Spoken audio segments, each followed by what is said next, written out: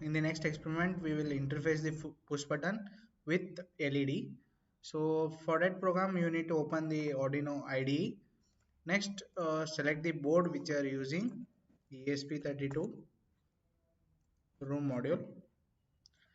After selecting the board, you need to select the port which you have connected your ESP32. Click on OK. Next, you need to write the code for the push button interface.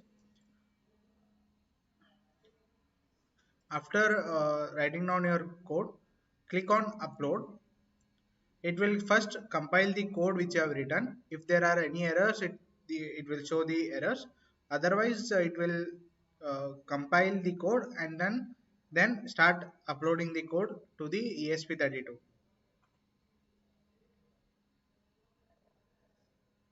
So here you can see that the code is compiled. Now it is started uploading automatically.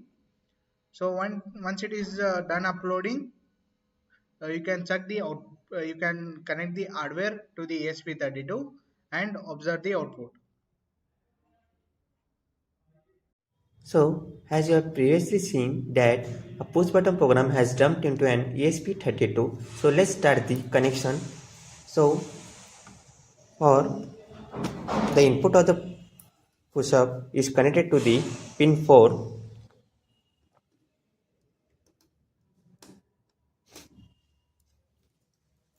and ground to ground terminal of the ESP32,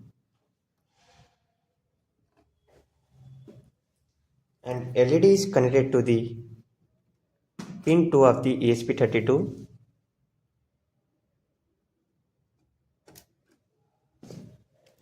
and ground to the ground terminal of the ESP32. So when the push button is pushed, then the LED should glow. So